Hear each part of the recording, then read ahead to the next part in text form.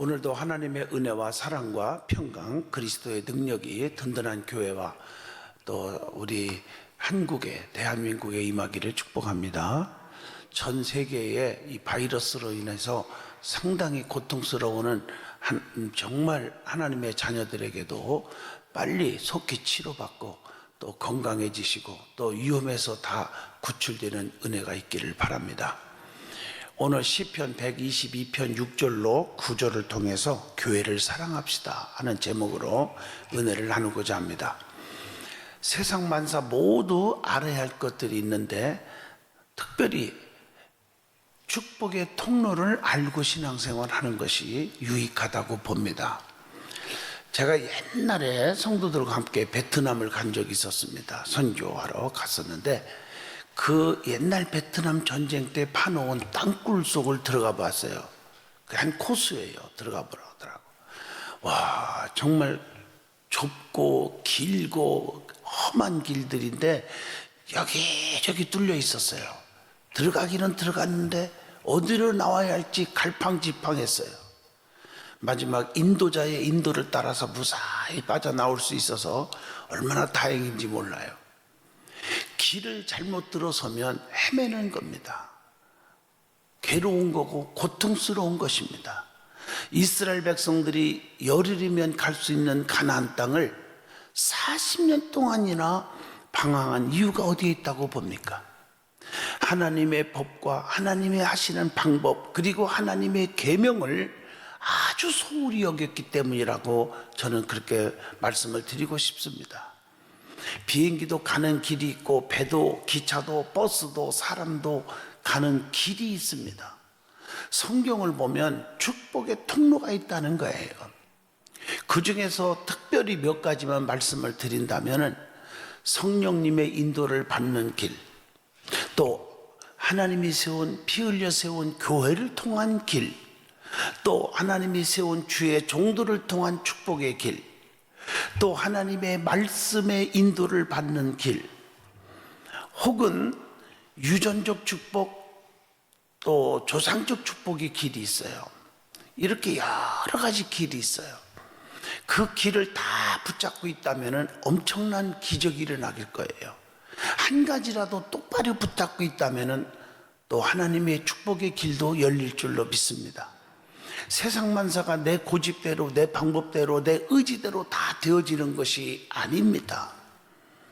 오늘은 특별히 교회를 통한 축복의 길을 여러분에게 안내해 주고자 하는 것입니다.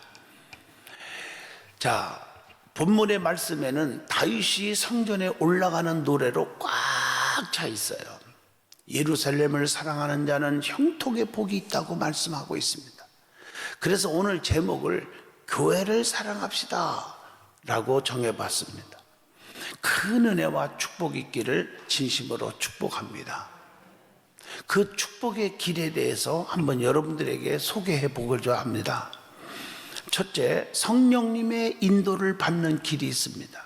제가 이 복음성가 가운데 하나님을 아버지라 부르는 자는 좋은 일이 있으리라 많이 있으리라. 2절이 뭡니까?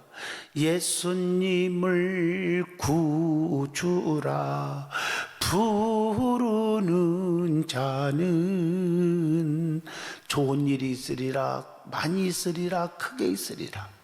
3절이 뭡니까?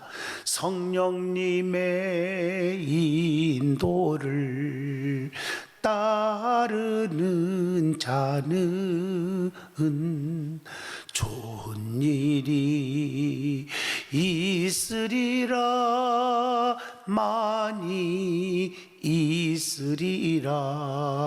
여러분, 성령님의 인도를 따르는 자, 성령님의 인도를 구하는 자는 복이 있는데 많이 있으리라 크게 있으리라. 너무 은혜롭 찬양이잖아요. 예수님께서 세례를 받으실 때에 하나님의 성령이 비둘기같이 임했다고 했어요. 마태복음 3장 16절의 말씀입니다. 또 예수님의 오심도 마리아에게서 어떻게 했습니까? 누가복음 1장 35절에 성령으로 잉태하게 하셨다고 말씀합니다. 또 마태복음 12장 28절에 보면 성령님의 힘을 입을 때 귀신도 쫓아내게 된다고 그랬습니다. 성령님께서는 하나님의 사람들에게 뭘 주십니까? 지혜가 충만하게 하십니다. 사도행전 6장 3절에 형제들아 너희 가운데서 성령과 지혜가 충만하여 칭찬받는 사람 7을 택하라.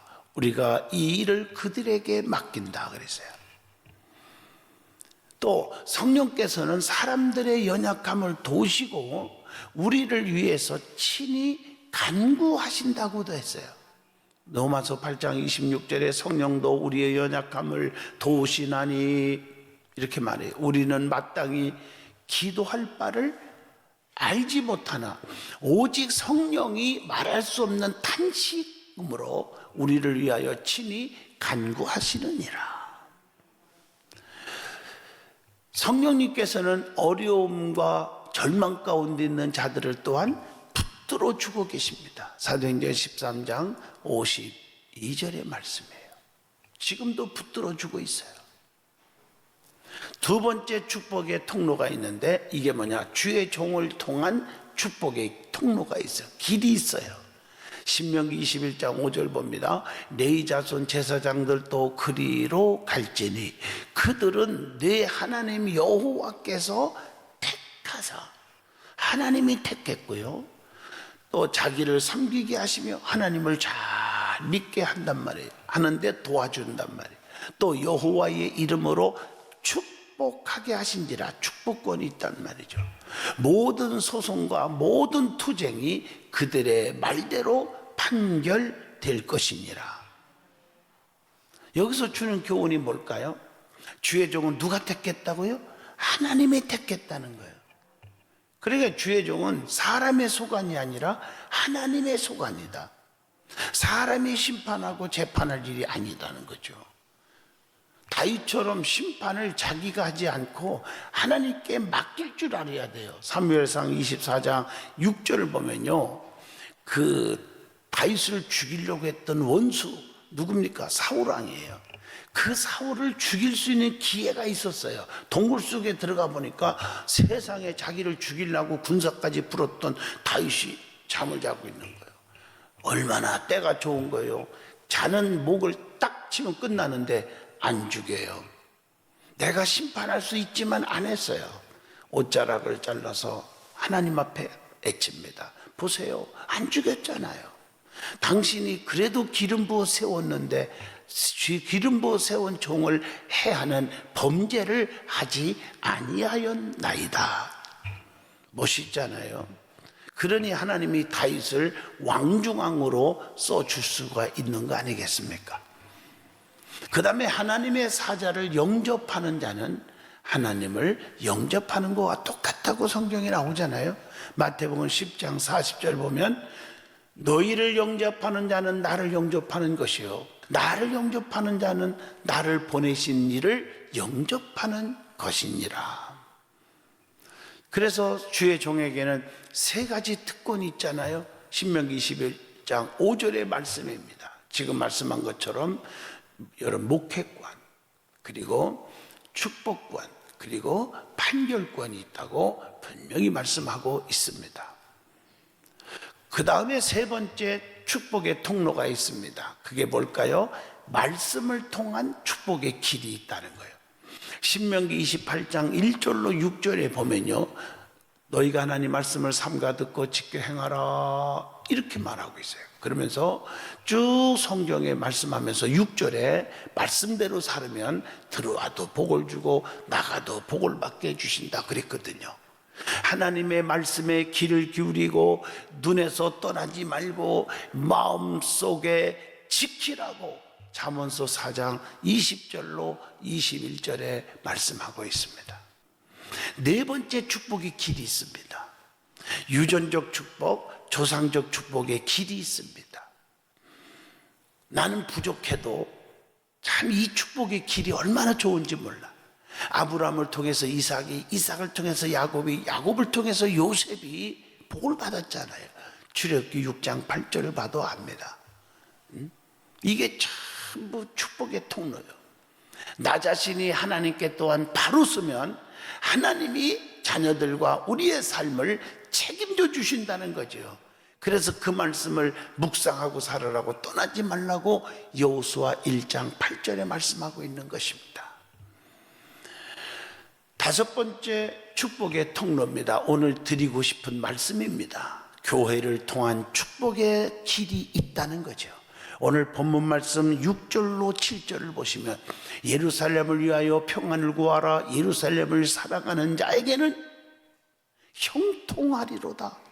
그러면서 네 성 안에는 뭐가 있고 평안이 있고 네 궁중에는 형통함이 있을지어다. 여기서 주는 교훈이 뭡니까? 교회를 예루살렘으로 불러줬잖아요, 그 당시. 갈라디아서 4장 26절 보면 교회는 신령한 집입니다. 베드로전서 2장 5절에 산돌같이 신령한 집으로 세워지고 그랬어요. 또 교회는 주님이 세웠어요. 그래서 교회 생활 잘하면 하나님이 책임져 줘요. 마태복음 16장 18절에 내가 반석 위에 내 교회를 세우리니, 주님의 말씀이에요. 음부의 권세가 이기지 못하게 하리라. 여러분, 내 감정대로 신앙생활 것이 아니라 하나님 앞에 정말 누가 알아주든 안 알아주든 오히려 충성해놓고 핍박을 받건 간에 상관없어요. 주님은 다 보고 계셔요. 그러니까 교회를 통해서 하나님의 축복을 여러분에게 주신다는 겁니다. 자, 그래서 교회를 뜨겁게 간절히 사랑하면 하나님이 축복의 그 은혜를 주는데 그게 형통의 축복을 주신다는 거죠. 교회가 해야 할 일이 있습니다. 뭘까요? 뭐를 해야 돼, 교회가요? 사도행전 1장 8절 땅끝까지 복음을 전해야 합니다. 교회는 성도들을 바르게 교훈해야 됩니다. 에베소서 4장 11절로 15절입니다. 교회는 예배 드리는 일에 어떻게 해야 돼요? 전력을, 전심을 다해야 돼요. 사도행전 20장 7절에 첫날에 우리가 떡을 떼려 하여 모였더니, 그런 말이 나오죠. 바울이 이튿날 떠나고자 하여 그들에게 강론할세, 말씀을 전할세, 그 말을 밤중까지 계속 전했다. 요한복음 4장 24절 하나님은 영이시니 예배하는 자가 영과 진리로 예배하라, 이렇게 말하고 있지 않습니까? 교회는 성도의 교제가 아름다워져야 됩니다. 또한 사도행전 2장 42절 46절 보면 오순절날 성령 받고 나서 그들이 어떻게 됐어요? 사도들의 가르침을 받았고 서로 교제하며 떡을 떼며 오로지 기도하기를 심쓰니라 그랬단 말이에요. 그리고 교회는 그리스도 안에서 하나가 되어야 돼. 하나가요. 갈라디아서 3장 28절 보세요. 상상을 초월한 그런 말씀이죠.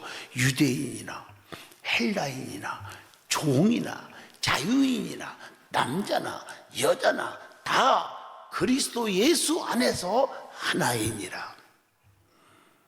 그리고 교회는 모이기에 힘써야 된다는 거죠. 사도행전 2장 46절 보면 날마다 마음을 같이하여 성전에 모이기를 힘쓰고 집에서 떡을 떼며 기쁨과 순전한 마음으로 음식을 먹고 그랬단 말이에요. 두 번째, 교회는 말씀을 바로 전해야 된다는 겁니다. 교회는 하나님의 집이 되어 하나님의 뜻과 하나님의 깊은 섭리를 잘 알고 믿게 해줘야 한다는 거죠. 누가복음 19장 47절의 말씀입니다. 말씀의 기능에 대해서 한번 말씀을 드려보고자 합니다. 하나님의 말씀이 어떤 역할을 하고 어떻게 하시는지, 첫째, 우리의 죄를 깊이 깨닫게 해준다는 거죠. 열왕기하 22장 9절로 13절을 참고해 주시기를 바랍니다. 또한 하나님을 경배하게 하는 겁니다. 열왕기하 23장 1절로 3절의 말씀이죠. 또 느헤미야 8장 17절을 보면 마음을 기쁘게 합니다. 마음을 기쁘게 해요. 시편 17편 4절에 보면 사람의 행사로 논하면 나는 주의 입술의 말씀을 따라 스스로 삼가서 포악한 자의 길을 가지 아니하였사오니 나의 행실을 절제하고 자제하게 만들어 줍니다. 그래서 말씀이 그렇게 중요한 거예요. 말씀을 통해서 나를 절제하게 하고 또 말씀을 통해서 화도 다스리고 혈기도 고집도 다스리게 만들어주는 겁니다. 그리고 말씀은 우리를 단련시켜 줍니다. 시편 105편 19절에 보시면 여호와의 말씀이 응할 때까지라 그의 말씀이 그를 단련하였도다 이렇게 말씀합니다. 그것뿐입니까? 영과 육의 고통을 치료합니다. 107편 20절에 보면 시편이에요. 그의 말씀을 보내어 그들을 고치시고 위험한 지경에서 건지시는도다 이랬단 말이에요. 그것뿐 아닙니다. 말씀은 새로운 힘을 줍니다.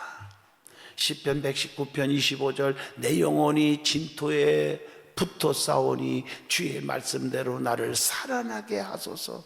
많은 사람에게 힘내세요 힘내세요 물론 격려하고 위로하지만 그거보다 말씀이 깊이 들어오면 힘이 납니다. 위로가 됩니다. 격려가 됩니다. 새 힘 얻습니다. 그리고 말씀이 우리를 자유하게 만들어 줍니다.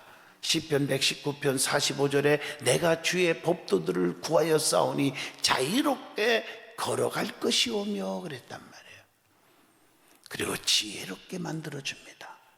시편 119편 98절로 104절에 주의 계명들이 항상 나와 함께하므로 그것들이 나를 원수보다 지혜롭게 하나이다. 우리가 지혜가 없어서 실수하고 지혜가 없어서 참 화근이 될 때가 참 많아요. 우리는 지혜로운 자가 되시길 바랍니다. 할 일은 하고 하지 않아야 할 일은 안 하고 말할 것은 말하고 말하지 말아야 할 것은 안 하고 들을 것은 듣고 듣지 말아야 할 것은 듣지 않고 맞죠? 그게 지혜인 줄로 믿습니다. 그리고 하나님의 말씀은 우리의 마음에 위로를 줍니다. 시편 119편 50절로 52절의 말씀입니다. 고난 중에 위로하신다고 그랬어요. 또 우리를 바른 길로 가게 만들어 바른 길로 인도해 줍니다. 시편 119편 105절에 주의 말씀은 내 발의 등이요 내 길의 빛이니이다 이렇게 말했어요. 그리고 시편 119편 130절을 보면요 우둔한 사람들을 깨닫게 하나이다 진리를 깨닫게 해주신다는 거죠. 그리고 우리의 마음속에 남들이 가질 수 없는 큰 평안을 줍니다. 시편 119편 165절에 그렇게 기록되어 있습니다. 평안이 와요. 그리고 그 말씀을 들으면서 들으면 그리스도의 말씀으로 말미암는다고 로마서 10장 17절에 있잖아요. 믿음을 넣어주는 것입니다. 믿음이 성장하게 만들어줍니다. 믿음이 뜨겁게 해줍니다. 그리고 의로 우리를 교육한다고 디모데후서 3장 16절에 말씀하고 계십니다. 그리고 성도들을 온전케 만들어줘. 온전하게. 디모데후서 3장 17절입니다. 온전한 사람으로 만들어주는 게 말씀이에요. 그리고 말씀이 내 안에 들으면요 베드로전서 1장 23절에 뭐라고 했습니까? 거듭나게 하는 거예요. 거듭나게.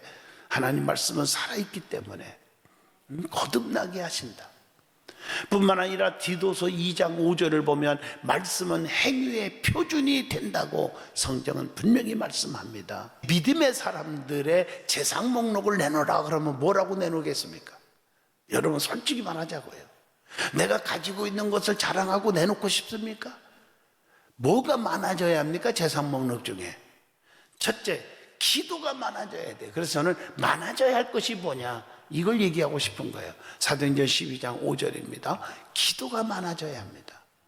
또 야고보서 4장 9절 눈물이 많아야 돼. 눈물이. 또 사도행전 2장 4절 성령의 충만함이 있어야 돼. 성령의 역사가 많아져야 돼요. 사도행전 8장 7절 보면 기적이 많아져야 합니다. 기적이 가는 곳마다 막 기적이 일어나야 돼. 그리고 계시록 2장 19절 인내가 많아져야 돼. 인내.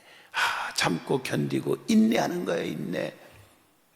그리고 사도행전 13장 48절 찬송이 많아야 합니다. 찬송이. 사도행전 12장 25절 우리는요 구제가 많아져야 됩니다. 남을 돕는 일도 많이 해야 돼요. 세사니과전서 1장 3절에 믿음이 많아져야 합니다. 믿음이. 에베소 1장 15절 사랑이 많아져야 합니다. 한번 여러분 마음속에 지금 제가 소개할 때 또 뭐가 많아진가, 또 많아져 있는가 한번 살펴보란 말이에요. 로마서 8장 24절 소망이 많아져야 돼. 소망이. 꿈이 있어야 되고 비전을 갖고 살아야 돼요. 고린도후서 9장 12절 봉사가 많아져야 돼. 봉사가요. 주의 일 봉사할 때 힘이 납니다. 능력이 생깁니다. 자, 그 다음에 교회를 사랑하여야 한다는 거예요. 네 번째는 교회를 사랑해야 됩니다. 교회를 사랑하면 뭐가 올까? 형통의 복이 온다겠죠. 교회를 사랑하는 자가 누구입니까? 자, 오늘 본문 6절에 답이 나와요. 예루살렘을 위하여 교회죠. 교회를 위하여 평안을 구하라. 교회를 사랑하는 자는 뭐하리로다? 형통하리로다 그랬습니다. 교회 평안을 위해서 기도하는 자요. 주님께서 주신 세 계명은 뭐예요? 평안을 낳으면 뭐예요? 서로 살아가라. 요한복음 13장 34절의 말씀입니다. 하나님께서는 화평의 하나님이십니다. 고린도전서 14장 33절입니다. 화평의 하나님이시니라. 그래서 갈라디아서 3장 28절에 보면요, 종이나 자유자나 남자나 여자나 그리스도 안에서 하나이니라 그렇게 말하고 있습니다. 그러면 사랑의 증거가 있는 자가 사랑하는 자요, 사랑의 증거가 없는데 무슨 사랑한다 입술로만 하지 말고, 여러분 부부지간이나 형제지간이나 부자지간이나 성도들끼리나 주의 종이나 성도나 교회 사랑이나 하나님 사랑이나 다 마찬가지요. 세 가지를 보면 진짜를 구분해요. 첫째, 사랑하면 마음이 갑니다. 두 번째, 몸이 갑니다. 세 번째, 물질이 가는 거라는 거죠. 이게 중요한 거예요. 이게 가면 진짜 사랑하는 거예요. 그래서 교회를 사랑하는 사람은 교회에 흔들리지 않는 기둥이 되어야 되는 줄로 믿습니다. 기둥은 여러분 가장 간단하게 말하면 세 가지 특징이 있잖아요. 여기 보세요. 기둥은요 반듯하잖아요. 두 번째, 탄탄하게 세우지요. 세 번째, 어떻게 해요? 끝까지 여기를 지키고 있잖아요. 포지션을 앉았다가 쉬었다가 이쪽으로 갔다 하지 않잖아요. 이게 기둥입니다. 신앙생활 반듯하게 하시고요, 탄탄하게 흔들리지 않게 하시고요, 끝까지 사명 감당하는 성전의 기둥이 성전을 사랑하는 자인 줄로 믿습니다.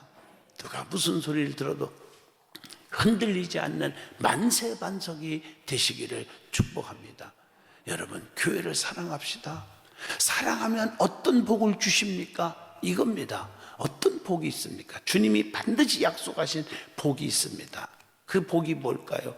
첫째, 오늘 본문 6절에 형통하리로다. 형통의 복이 옵니다. 또 7절 말씀 본문에 성 안에 평안이 있다고 했습니다. 또 7절 말씀 쭉 보세요. 9절에 또 읽어보면 이렇게 있어요.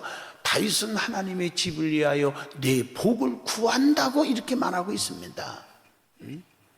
성도가 복받는 것은요, 하나님의 집을 위한 것입니다. 얼마나 아름다운 일이에요.